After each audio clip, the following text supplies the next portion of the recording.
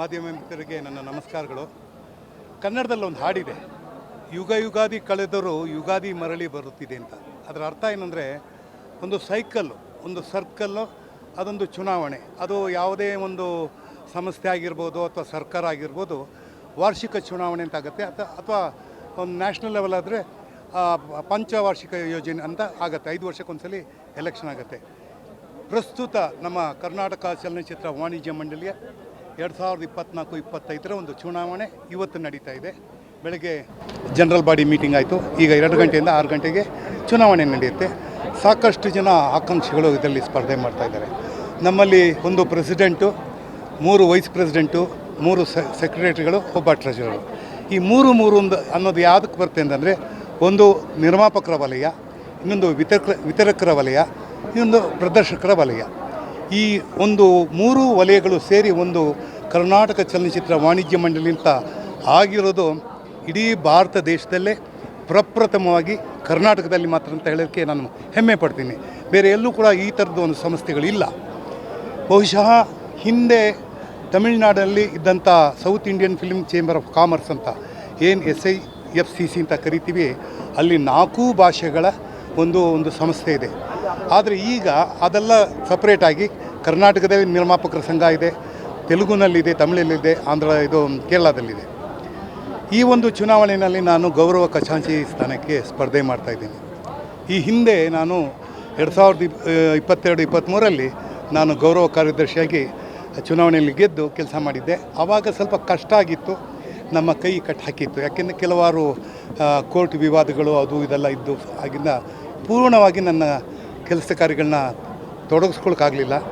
ಈ ಹಿಂದೆ ನಾನು ಕಲಾವಿದರ ಸಂಘದಲ್ಲಿ 1997ರಿಂದ 2008ರವರೆಗೂ 10 ವರ್ಷಗಳ ಸುದೀರ್ಘ ಕಾಲದಲ್ಲಿ ನಾನು ಕೆಲಸ ಮಾಡಿ, ಇವತ್ತೇನು ನೀವು ರಾಜಭವನ ಅಂತ ಏನು ಕರಿತೀರಿ, ಅಥವಾ ಒಂದು ಅಂಬರೀಷ್ ಸಭಾಂಗಣ ಅಂತ ಏನಿದೆ ಇವತ್ತು ಚಾಮರಾಜಪೇಟೆಯಲ್ಲಿ, ಆ ಒಂದು ಜಾಗ ಮಾಡಿಕೊಡೋದ್ರಲ್ಲಿ ನನ್ನ ಒಂದು ಕಾರ್ಯ ಇತ್ತು.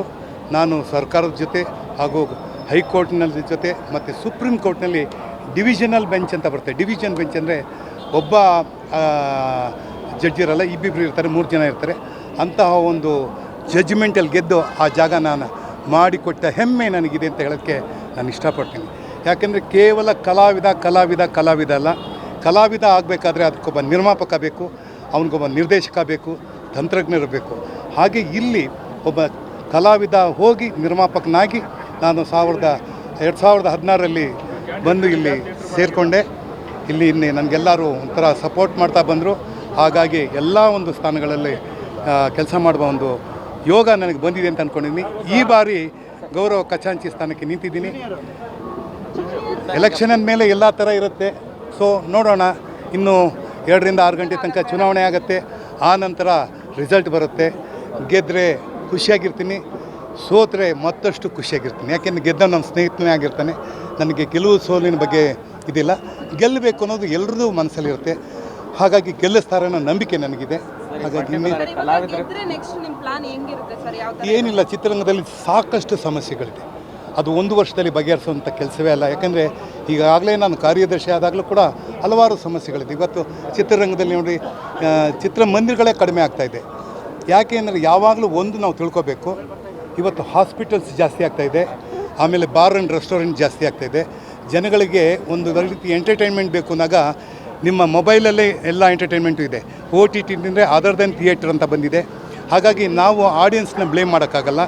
ನಾವು ಸ್ಟ್ರಾಂಗ್ ಆಗ್ತಾ ಹೋಗಬೇಕು. ಅಂದರೆ ಇಂಡಸ್ಟ್ರಿ ಸ್ಟ್ರಾಂಗ್ ಆಗ್ತಾ ಹೋಗಬೇಕು. ಇಂಡಸ್ಟ್ರಿ ಸ್ಟ್ರಾಂಗ್ ಆಗಬೇಕು ಅಂದರೆ ಇಂಡಸ್ಟ್ರಿ ಕೆಲಸ ಮಾಡುವ ಪ್ರತಿಯೊಬ್ಬನು ಕೂಡ ಆ ಮೈಂಡ್ ಸೆಟ್ ಇರಬೇಕು. ಒಂದು ವಿಚಾರ ಪ್ರಸ್ತಾಪ ಮಾಡ್ತಿದ್ದೆ, ಕಲಾವಿದರ ಸಂಘದ ವಿಚಾರ. ಕಲಾವಿದರ ವಿಚಾರ ಬಂದಾಗ ನೀವು ಸಾಕಷ್ಟು ಸಾರಿ ಸ್ಪಂದಿಸಿದ್ರಿ. ಹೌದು, ಎಲ್ಲ ಘಟನಾವಳಿಗಳನ್ನು ಕೂಡ ಗಮನಿಸಿದ್ರಿ. ಪರ್ಟಿಕ್ಯುಲರ್ ಆಗಿ ಈಗ ನಿನ್ನೆ ರಿಯಲ್ ಸಿಕ್ಕಿದೆ, ಒಂದು ಕಲಾ ಕುಟುಂಬ ಆಗಿ ಅದನ್ನು ಹೆಂಗೆ ತೊಗೊಳ್ತಾ ಇದ್ದೀರಿ?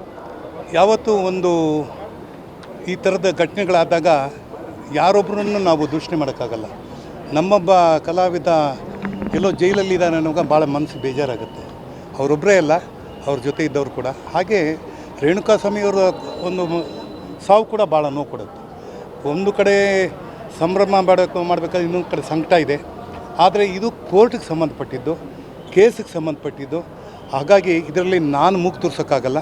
ಏನು ನೆನ್ನೆ ಜಡ್ಜ್ಮೆಂಟ್ ಆಗಿದೆ ಆ ಜಡ್ಜ್ಮೆಂಟು ಅವರು ರೆಗ್ಯುಲರ್ ಅಫೆಂಡರ್ ಅಲ್ಲ ಅಂತ ಹೇಳಿ ಆಮೇಲೆ ಅವರು ಕೆಲವು ಕಟ್ಟುಪಾಡುಗಳನ್ನು ನಿರ್ಬಂಧಗಳನ್ನ ಹಾಕಿದ್ದಾರೆ. ಆ ನಿರ್ಬಂಧದ ಪ್ರಕಾರ ಅದು ಬೇಲ್ ಸಿಕ್ಕಿದೆ. ಮುಂದೆ ಕೇಸ್ ಇದೆ. ಎಲ್ಲರೂ ಅಂದ್ಕೊಂಡಿದ್ದಾರೆ ಕೇಸೇ ಇಲ್ಲ ಅಂತಲ್ಲ, ಕೇಸ್ ಇದೆ. ಏನು ತೀರ್ಮಾನ ಆಗುತ್ತೆ ಅದು ಕೋರ್ಟ್ ತೀರ್ಮಾನ ಆಗುತ್ತೆ. ಅದು ಸುಂದರರಾಜ್ ತೀರ್ಮಾನ ಆಗಲ್ಲ, ಹಾಗೂ ಚಿತ್ರರಂಗದ ತೀರ್ಮಾನ ಆಗಲ್ಲ.